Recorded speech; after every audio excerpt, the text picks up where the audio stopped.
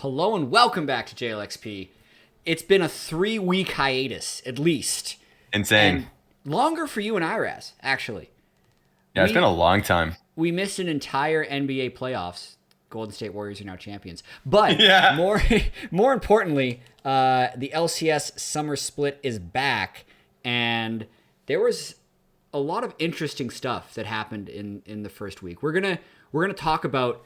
The plan here is to have 3 longer conversations about 3 of the main topics and not necessarily go deep into all of the teams. But right at the beginning, I just want to get some of your impressions on the week as it was before we dive into our 3 main topics. The week, I mean, kind of a confirmation of just what we've seen from LPL, LCK.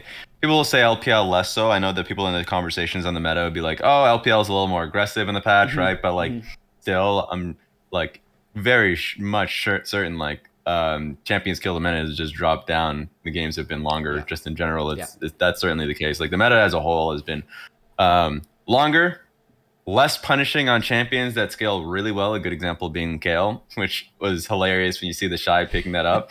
And then like specifically to the LCS, that's very much been the case. The team fights have been more exciting to watch just because that's just how it is, and teams are a lot more even, in a more even state, that is, because of the early laning phase. So I've personally enjoyed larger team fights, but first 10 minutes for the most part is like, okay, that's always going to be a little harder to watch. Yeah, I got to cast more than usual this weekend. I got to do games 4 and 5 on Friday and games 4 and 5 on Saturday. And so one, I just haven't gotten that many casting reps this year, so I'm probably a little rusty. But I found myself doing some interesting things in the early games just because there was such a small amount of action. So a lot of it ended up being just like narrative and storytelling, and I kind of ended up talking about, past experiences or maybe embellishing stories a little bit too much just because the early games especially were very slow.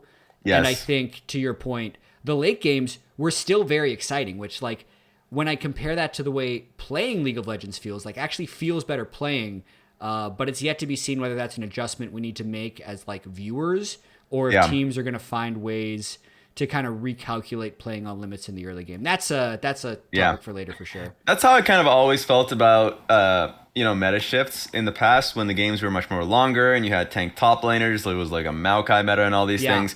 Like the early games were always a lot more boring, but when you get to the late game portions, that is always, for me, a meta that I enjoy the most, because the team fights always feel like, it's neck and neck. If a team is 1k behind with a comp, you're like, it doesn't really matter. It's based off execution because of the nature of the compositions. So I've always personally liked that in comparison to, bruiser heavy, assassin heavy, not even just like kind of early game focused compositions. Right. Because once a team has a lead, even if it's like a 2k gold lead, it feels over and you kind of need a major play to get back into the game. But for the most part, it'd be like, okay, we're just waiting for the game to end. And I hate that feeling. Yeah. And there's definitely, we had definitely had a lot of comebacks. I'll read out some stats about just the week that was from a recap perspective. 3 3-0 teams. CLG. The hell?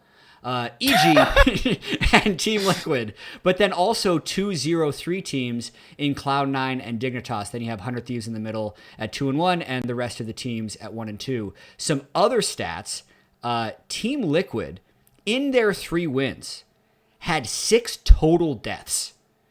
They have 44 kills and 6 deaths. By contrast, Evil Geniuses, who also went 3-0, 52 kills and 30 deaths. So definitely some more competitive games. 37.5-minute average game time for them. 27-minute average game time for Team Liquid. Also, Bjergsen is the only player in the LCS that has not died.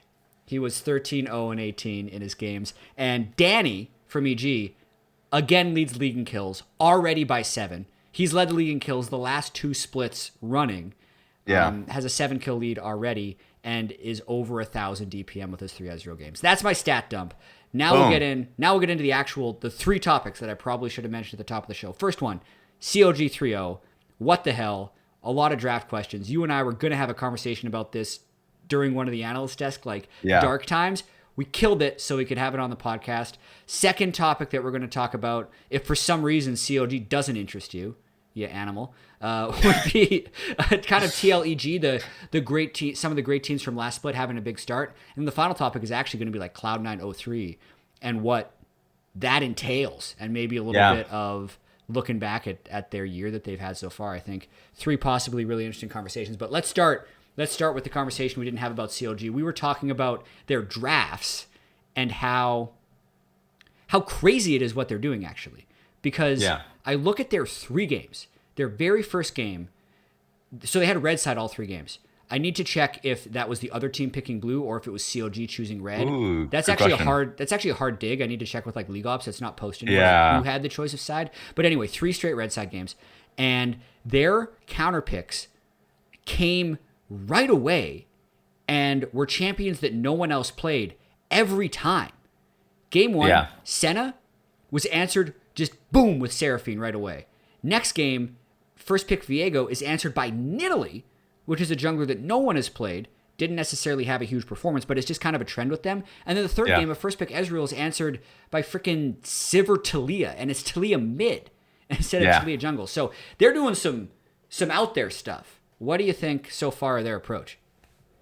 So far, the competition that they've had going up against Golden Guardians, TSM, and Dignitas isn't the best kind of competition. Right. I think TSM is a little better, funny enough. And Golden Guardians, we'll see. Like, I had them pretty high up, but I think their level of play is hard to kind of nail down. Honestly, same shit as last split with Golden Guardians. but like, my takeaway is a lot of the times when you have comps like these, like a meta that you kind of discovered and found success with, is based off of like a lot of times your practice partners. If you're going up against practice partners that are pretty poor or even or like just like middle of the pack and you're finding success with them, it's like, our way of playing the game is working. Like, that's the way we want to play and we see value in it. And the theory crafting that they had of like Sivir versus Ezreal, I personally liked and I think it was great. And of course, like, their kind of priority on Seraphine as an example is another thing that teams are kind of starting to understand. But like, I think if their partners were right at the beginning, TL, EG, stuff like that, like basically some of the top teams, and this is of course speculation, we don't know who they played, but a lot of the times, just from experience, when you go up against teams that are just clearly the best in the region, you change your picks to mimic it. And that's sad because like ultimately that's a really boring way that the meta starts to formulate, is like, oh, a pick that we had here is kind of like a good example is probably like the Seraphine bot lanes. Yeah. Of like incredible team fighting. But man, if we have that one partner that just punishes the hell out of us early, you're going to drop it right away. You're just immediately, we're not playing anymore.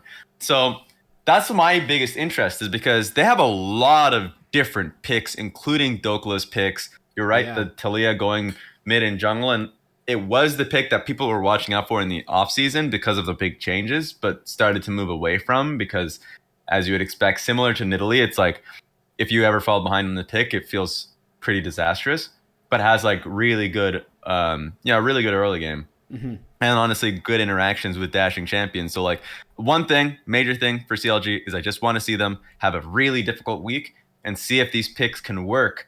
And that would be like my kind of conclusion. Right now, I'm a little sus of just a lot of it. Yeah, we got a chance to talk to Dokla today as he was coming to the analyst desk to do Pro to Pro.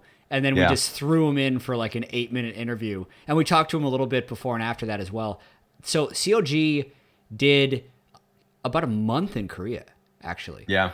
So many LCS teams actually went to Korea during the offseason to try and ramp up for the summer split. I think Worlds being in NA is really kind of a kick in the ass to a lot of these orgs to make sure they have summer split well. But it didn't sound like they actually scrimmed that much in Korea. It was more just like training, like just let's play on low ping solo queue against kick-ass competition and see how we do. So it's not like they've been spamming scrims in NA for that long, because I think if they had been, then like more of these teams would be playing these picks, because from the sound of it, Dokla said the scrims they've been playing haven't been particularly hard. It's not like they're smashing scrims, but they're doing fine. And then when you're willing to pull out these picks on stage, they have worked somewhere. Yeah. But I think the somewhere might be the few scrims they've done, as well as just being big solo queue picks. Like he mentioned, Luger. Oh yeah, he's just a really good Sivir player. That's a pocket pick for him. Contracts has been a really good in Italy. Weirdly enough, Dokla's 2 Jace games and 1 Yone game are some of the most standard things that COG has done. Even though he's the one that we thought was going to be throwing in Urgot or Vayne. I do like your point about strength of schedule, because there is that team every year that jumps out to a hot start, and we start having these conversations of, are they for real? Then we look at who they beat, and we realize it's not that much. I would say I think they are ahead of the meta. Don't know if that says good things for the meta, because they're like way ahead, because no one else is picking these champs. But if they are ahead of the meta, it's going to be harder for them to catch up. If they're not ahead of the meta, that's actually weirdly better for them, that they're still winning the games in that way. Next week, they play FlyQuest and then EG. So that's going to be a really, really interesting matchup. What do you think their chances are of sustaining this good run? Because they actually have half the number of wins that they had in the entirety of the spring split after 1 week. So, like, for me, I'm really impressed. We did our power rankings. Mine wasn't added to the dive aggregate, but I also agreed that I thought that CLG would be 10th. And then after the week, I didn't even need to see the full week. I was like, okay, I was wrong. It's gone. They're much better. And I think they're better than FlyQuest. So, like, looking at the next week, I have faith in they can take that win. Versus EG, no. Week 3, I know you'll talk about it when you get into your next podcast, but that one's certainly their hardest versus C9. I'm sure that by that point they should have their bot lane. Fingers crossed, and TL. So, like, they're gonna find some real challenges in dealing with the top 3 in C9, TL, and EG, assuming that C9 gets the players that they've been looking for. And that's when we'll see it. But I agree with you. I think they're head of the meta. I like the Seraphine pickup. That's the only thing that I had a question mark on, is like once they go up against the better teams. But I do think that she is a really strong pick that is flexible between mid and bot lane. Yeah. Interchangeable with support depending on Senna being picked. That's true. Sivir is another really strong one that I think a lot more picks are coming out because Ezreal's being blinded. So the fact that we're seeing such a lot of blind Ezreal, not surprised that we saw Twitch, Yuumi, and Sivir, and with Yuumi being picked up, that we're seeing Sona. I think that one's like something we've seen a little bit of in the past. So, like, these all track and make sense. Yeah. The only one that I think is just not going to come through in the future is like Nidalee. Yeah. And depending on the Yone actually should have had a hard time, but like the game was just working on the rest of the map. So it didn't really matter. But still, CLG is ahead of the meta. And I think probably the biggest reason is because all of their players are grinders. They play the game, they play Champions Queue and Solo Queue a lot. So kind of makes sense that they would have a pretty strong understanding of niche champions, or champions that like not a lot of other people play, but they recognize, oh, this is really good in this meta because this thing is popular. So that makes them a deadly red side team. Yeah, I think they should continue to pick red side. I'm wondering how long they can continue to do this, because if it is a team that has just been surprising people in draft, and it's not like their games were stomps either. They were somewhat drawn out, even though it felt like it had a level of inevitability based on the team comp.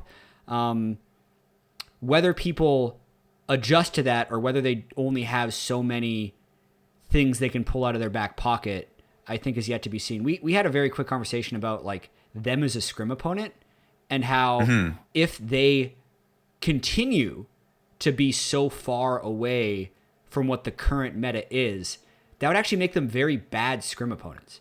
Yeah. And would possibly make it hard for them to get good practice, because no one would ever want to scrim them if they're not going to be playing against the things that they're going to be seeing on stage. Yeah, there are a few teams that just have like certain picks. I remember like the Alarum teams would be like, okay, well, he's playing completely different picks from the meta, so like having this matchup practice isn't going to be valuable.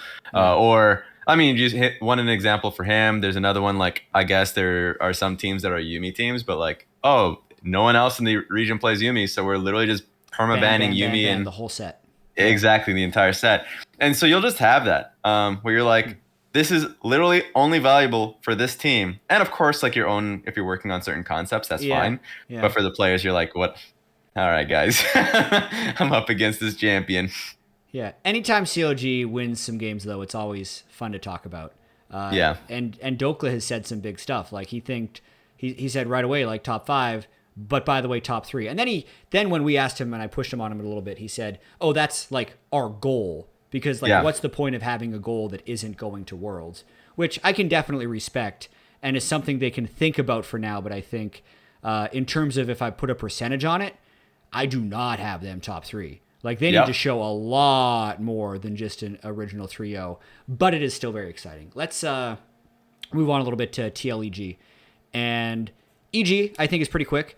Impressive that they haven't suffered the same MSI fate that every NA team before them had. We have confirmation on this that ever since MSI has been a format, the team that has gone to MSI has either started with a 50% win rate or a 0% win rate in their first week of LCS. Yeah. And EG managed to pull out a 3-0. But not only did they do that, they beat 100 Thieves and Cloud9 doing so, and then FlyQuest for their third one. So how impressed are you by EG? Pretty damn impressed. It's actually kind of crazy, especially with the scale of the patch. Yeah. Just without having to go too in depth about the previous MSI patches, there would be like a few changes. You're like, okay, they better be able to play select few champions. But this is like a complete rehaul of how you would view a meta, from early game centric to literally just like late game scaling, and then like tower diving elements. So the fact that they only had like very little practice as a team and still were able to do this against tough competition, really impressed at how good they are. Like sure, there are mistakes that are made, but that's going to happen, especially in week Yeah. one in summer. Yeah. But that's actually ridiculous that that's been the case. And now I'm starting to worry about where I ranked EG2. I think that, yeah, it's ridiculous. What are you doing, Rasp? I didn't do a power rankings in summer. Smart play. I just skipped out on it. Intelligent. Yeah. Let's do TL though. Okay. We'll have plenty of time to talk about EG, the defending champs, especially when I think they're closer to their level. But the interesting thing for me about TL is how, for pretty much the entirety of spring, it was, oh yeah, TL's probably going to win. And for other moments, it was like, oh no, it's C9 that's going to win. Then randomly we have 100 Thieves and EG in the finals. Yeah. But like, it's because of the names on Team Liquid and because of how dominant they looked when they were winning. And it does seem like they really took that loss on the chin. They doubled down, Core JJ did 2 Korean boot camps, but the team did a 3.5 week Korean boot camp before the summer split happened. And if what Bwipo said in the interview remains to be true, which for those of you who missed it, he basically said, like, yeah, we're committing to me being more of a weak side player and trying to win through Core JJ and Hans and kind of playing through them. And that just makes the most sense for this construction of players. That is a point in a team's life cycle that I've basically never seen hit this early. Yeah. And we can have a long or short conversation about this, but they're seeming to commit very early to this style. What do you think of that, and what has your experience been even in trying to chart a style for your teams, like when you're an academy coach? You definitely don't want to create an image of your team right from the get-go. I think it's really important, and this is what Team Liquid did in Spring Split, just like being able to experiment a little bit more, feeling like you can tried everything. Exactly. Like recognizing, okay, this is how the meta is, and if that means we're playing towards top lane, then let's try to do that as much. If we find a certain weakness, then trying to address it. Especially since they've been together, then they don't really necessarily have to work on concepts because experienced players have been there, kind of have already aligned during spring. Sure, you have to realign on certain things because of the changes in coming into summer split, but being able to say, no, this is my role on the team right from the beginning of the split, I think is not the best call. I'm personally not a fan of it because I think that at least up until week 4 or 5, that's the necessity of being able to change, or at least be a little bit more firm on what you're great at. Because at least from my point of view, the meta right now seems like it's pretty bot lane centric, and that Well, can be. Yeah. Like right now we're seeing a lot of Kale, Fiora, like being played. So a lot of carry split push options, Camille, versus like tank top lanes like Ornn and Sejuani. So at the moment it seems very fluid, but I feel as though it can just solidify in playing carry's top lane. Mm-hmm. So my big fear is if you say me as a team, we're just going to be playing towards bot side and that's our identity, Yeah. kind of like RNG back in the days. To an extent, actually, Evil Geniuses right now. But you have to be willing to be like, okay, we're playing to the meta. And if we come to a point in week 5, week 6, when we're rounding up to playoffs and we recognize like we need to get everything centered, then we'll change to what we're best at and like really hone in on it. But it is a risk. And I don't like the idea of of just like zeroing in on this right at the beginning of the split. I completely understand what you're saying. Yeah. Like I think basically every team, especially good teams, Yeah. want to be flexible to like a certain level of flexibility. And I think the true answer of how flexible you should be is never, I think we should be able to play all champions in all styles. Yes. Which is something some teams like legitimately say they strive for. I think it's impossible. Yep. And then the other extreme would be we're kind of what Whippo said, but maybe even more narrow because like today, for instance, he played Swain, which isn't like a weak side top laner, but he then still built pretty tanky and acted like a frontline, so like it ended up working. Yeah. This is one I go back and forth on, man. It's really tough. Yeah, because I shared this on the analyst desk, but I can kind of share it again here. I wanted to try back in 2020 summer this idea called like liquid champs. Yeah. And it was just like we have a lot of coaches meetings, and even Kane would say like, hey man, like this is a pretty old team. Like it's really hard for us to learn new champions. And I'd be like, yeah, and whenever we're playing these new champions, we kind of suck and we don't have that much time. So it was a little bit of a like lack of time and like needing to produce results right away, since one of our goals was to win a bunch of regular season games to have like good playoff seeding so we qualify for Worlds. But then the other one was like, yeah, I think this is just the best way for us to win. Weirdly enough, we like then lost 2 game 5s in playoffs, one to FlyQuest, one to TSM. And in the back of my head, I'm like, well, maybe if we had like actually prioritized a little bit more diversity, we would have just had more cards to play in these best of 5s. And hell, like maybe we actually win the split. That's like in the back of my head, because we also went 15-3 in part because we were so polished at exactly what we were doing. Yeah. So that's what I say. Like I go back and forth on it. And I have one other theory on this that for the people that listen like all the time would know this, but I'll say it again. Like Team Liquid's goal is not actually like it's partially a goal to win an A, but their goal is to do really well at Worlds and always has been. Like they went back to back to back to back 4 splits in a row, and they're still like, let's change the jungler. Like let's do something else to go farther. I don't think the team that wins Worlds is the team that adapts best to the meta. Mm-hmm. I think the team that wins Worlds is the team that is best at what ends up being the meta that was outside of their control. Yeah. That's been pretty... Yeah, I agree with you on that. So in that way, hell, maybe the meta is what Team Liquid is best at. Let's just do that all the time and, like, let's pray. And it sounds like a stupid thing, but I think it's the best chance.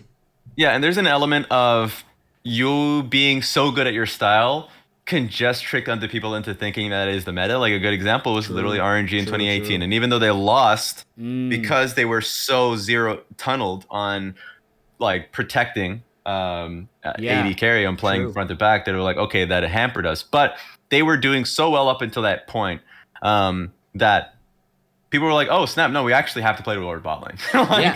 It's not a top lane meta. It's a and bot then the world meta. champions were like, oh, yeah, it's the Caps show that gets Fnatic there, and then it's Rookie and the Shy who win the split. Yeah. Because it's like, then you have to kind of check yourself. You're saying, well, was 2018 actually about solo lanes? Or were Rookie and the Shy just like so good? Yes. It's a really unanswerable question. It's really tough. I think it's mostly once you get to the point nearing playoffs and you're like, okay, we need to zero in on how we want to play the game.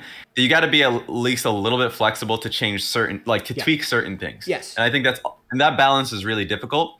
One thing that I would say, even if you want to be like here's a good example. Like, oh, we want to play towards bot side and like make it so top side pretty consistently is our weak side. That's fine. And you want to play towards team fighting, that's okay.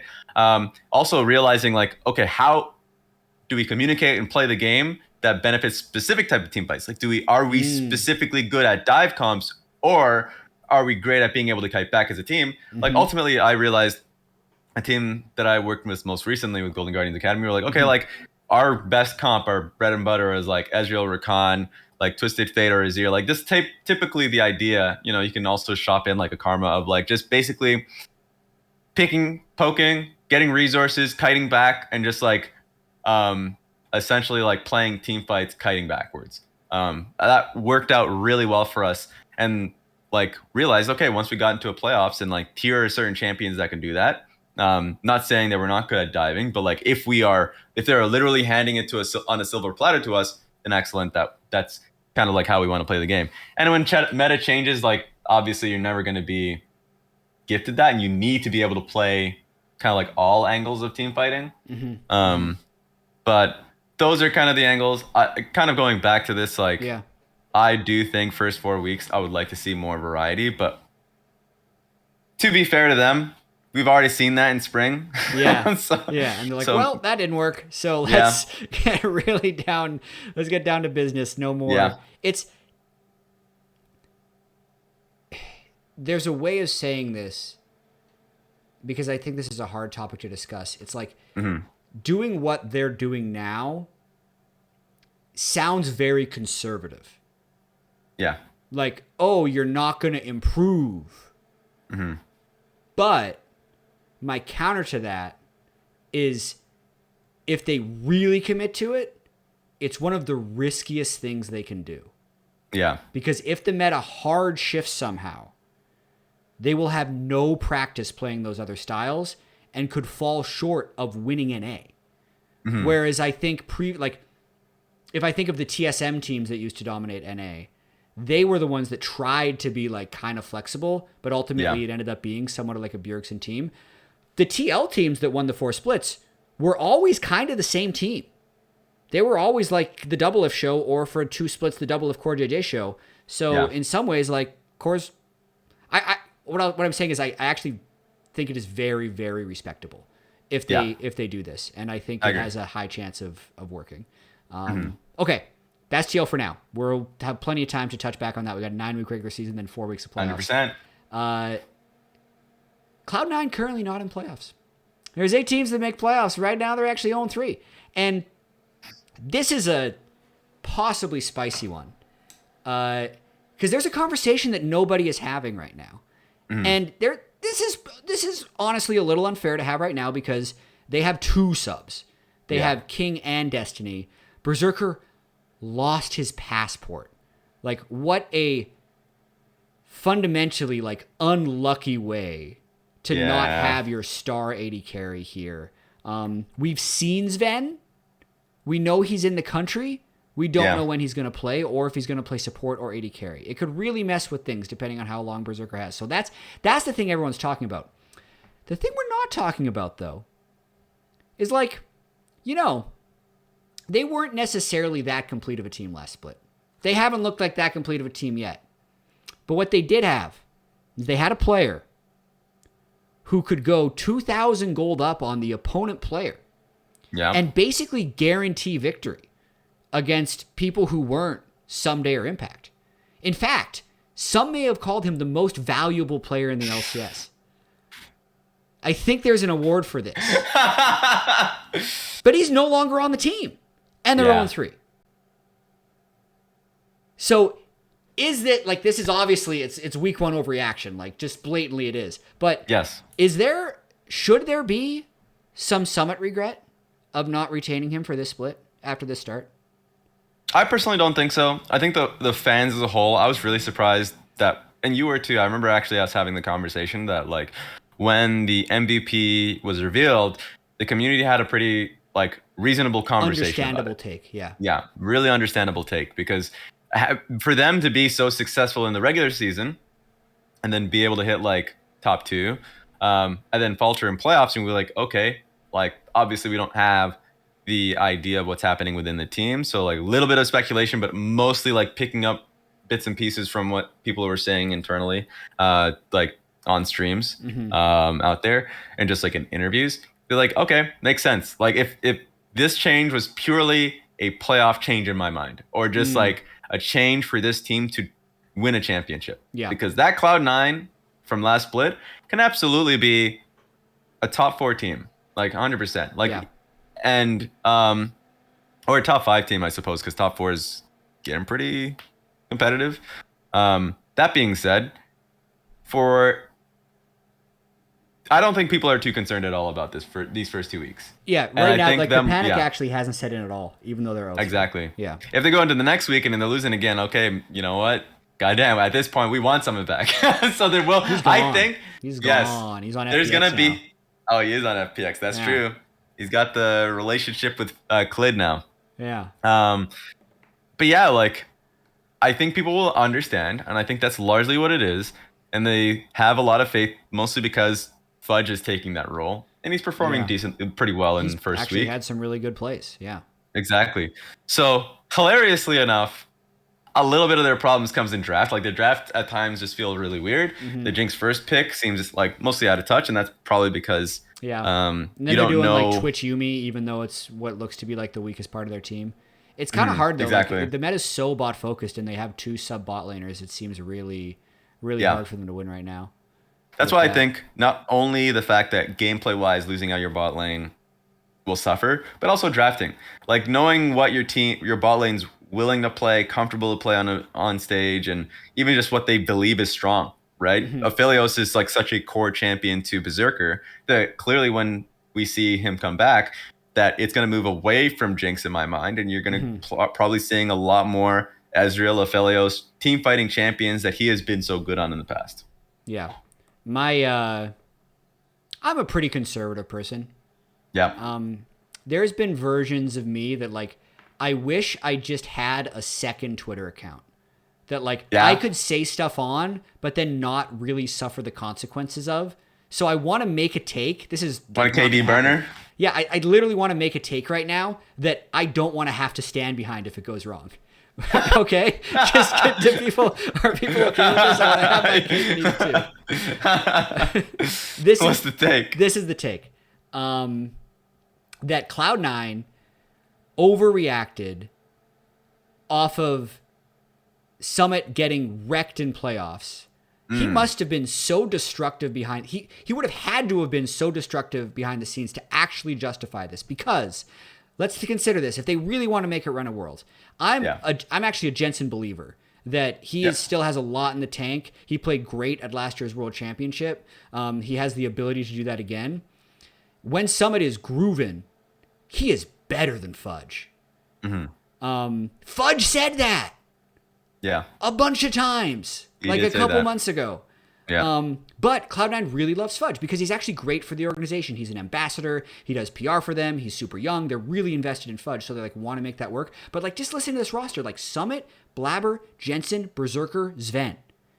Because Sven has his green card, they no longer need Winsome, who is the weakest player on their team. That sounds like a roster like if you're taking risks, like hell, if that works, bam, that's amazing. But now they're already in visa/green card prison. Like it would be so disappointing if Berserker just doesn't get, like we don't exactly know what's going on there. Like, if he just can't come in. But that to me actually seems like the world beater roster. If you could like somehow make that work with Summit and Berserker and Blabber, Jensen, Sven, that just sounds so much better than what they have. While I would agree to that, it's always been one of those on paper baits. Like, absolutely. That is an on paper bait. I 100% think that's an on paper bait. Yeah. There are too many circumstances where it's like, ooh, that sounds like an amazing team. Oh, but the team is not actually working out for whatever reason that we actually can't track. Like publicly, like we can't see that. But for whatever reason, like the drafts consistently look like poor. It's literally, I would say, the Vitality trap. But like, and I think Vitality do well, but it's already kind of. Yes, so they're doing quite well for themselves, but we've seen many teams like Elements and all these things where you're like, damn, that's That's a sexy That team on sounds paper. great. Yes. Like, wow. We'll take that. Froggen and Reckless Pog. Wow, Like, two guys that whoa. don't do anything. Incredible. Whoa. But yeah, I honestly believe that if that team ran, which was on paper amazing, I would guarantee another issue. Yeah. And that's honestly what ended up happening to Summit. So I think Fudge, great in that team environment. Also, last time we saw him when Alfari was in the region, like I thought he was the second best top laner. And when it came to spring finals or summer finals, I'm trying to remember which one that was. It felt like spring. That Fudge was the better player. Yeah, So, Fudge is super malleable. That's like his biggest strength. This would be that's like, yep. And that's their biggest kind of go-to is that, like, if it's a top lane carry meta, we already saw that in the Fudge. He can play with Fiora. He could do that. If it's a bot side focus thing, which they were trying to do, then he can play around that pretty malleably. Has the Malphite in the tank if it's relevant. Probably can play Sejuani for his team, and that's his biggest attribute. And so that means that the focus, as per usual with this team, is going to be on Berserker and Blabber. Those are probably just their two carries. Jensen who is a strong performer, can also be equally malleable, but I do think that we've already seen that from Berserker and Blabber in the last split. We're probably going to be seeing the same thing this split, and they don't have that player. So, yeah, I'm personally happy that the change happened and really sad that it couldn't work. And that team had so many problems last split, including the coaching changes, that I hope that the other issues did not kind of snowball into this one, making it harder to kind of get through on certain champions or something. I'm once again speculating, but that's all you can really do on this one. It's been a wild ride. It's been a wild ride, like, for C9. They made the most, like, splashy fan excitement coaching hire and fire within, like, the first 2 weeks of the season. Then they had what for a few moments looked like the best import pairing possibly ever, but pretty much since Huni Reignover. Because they for so much of the split, they were actually in first place. Summit wins MVP. Berserker, like everyone said, like the players said that he was the best. Like we as casters often were putting Hans Sama above Berserker in like our power rankings, but almost any AD carry I talked to be like, Berserker is so good. So like there's just so much going well for that team, and then you come into like literally the start of summer, they have 0 of 3 of their like most exciting parts from the start, and they're 0 and 3. It's like this is actually a big down moment. Some of those things were out of their control. Some of those things were in their control. But I hope it works out, actually. I really want C9 to do well. It would be super tragic if like the thing, like, because I think Berserker is so good. And I did the like hot take that I don't want to have consequence for. I do also think this is a good roster. My hot take, if I was going to do a power ranking episode, was going to be like, I'll do the conservative power ranking, which is going to be like TLEG, 100 Thieves, like up there. My spicy power ranking was be like, oh yeah, by the way, I think C9 could actually be the best. Yes. So I still think there's a chance they win the split. The funny thing was, that's what I was kind of leading with the power ranking. It was like the dive was focusing on regular season. Which is what we've done, but is actually maybe not the way to do it anymore. I don't know. Yeah. I think people are not interested in regular season. I know us watching the NBA is like, good job. Good job getting first seed. Phoenix Suns, baby. NBA power ranking champs. Yep. We'll see you. See ya in the semifinals. Good luck, right? 64 wins. All right. Huge. But yeah, like I remember in the LeBron area, it would be like, oh, great. Raptors or something got first seed. Perfect. Time to lose to LeBron. Like, that's just how it is. So, like, especially looking at last year, TSM getting first and then getting subsequently kicked. Same thing would happen with TL to a lesser degree, since they actually made it to finals weekend. Yeah. So I actually firmly believe that C9, well, now that I've seen some of the teams, I want to see what Team Liquid can do. But at the beginning of the split, C9 will win championships. Because I thought that Jensen probably going to get first All-Pro. Would say the same about Fudge, because I have the faith that he'll get to where he was last he was in the top lane. And Blabber is already the best jungler. So you just have what I would see nearing in the playoffs, the best players in all three positions. And then I didn't even mention Berserker, but like once Berserker and Sven get rolling and understanding matchups, or at least seeing matchups in the same way, getting through the usual communication, how you want to play a lane kind of snafu that you would have, and Sven actually, sure, he's playing solo queue and support, but it's going to be different when you're playing scrims. Like once they get that sorted, which will be for sure before the end of the regular season, this is just a championship team. So I'm really interested in where they will go, but getting a 0-3 will definitely have a lot of doubters. It's a shock to the system, is what it is. It's a big shock to the system. It's like we need to figure out how to get some wins. Because you don't want to start the players in the losers bracket. Anyway, that is all of our major topics that I feel like we needed to cover. Anything else you want to add? I got nothing. I can't wait until week 2, honestly. Mostly we're following the other teams as well, for sure. Teams like FlyQuest is an interesting one because they were the biggest surprise in Spring Split, but is certainly now a team that is struggling alongside Dignitas. So I want to be able to see where those teams end up going, because it's going to for sure be a shock to them that their early Spring Split success is, and they, without making many changes for both of those teams, just top lane changes. And they're the ones falling behind, because a lot of teams in their view, in my view, made upgrades. I think the only team that didn't make an upgrade would have been FlyQuest. And I think that Philip was playing kind of better than I would have expected. So we'll see where they end up going. Yeah. Lots of future podcast conversations, but thanks again for joining me, Raz. For everybody else, thank you for making it to the end of the episode. We will see you next time. Thanks for watching.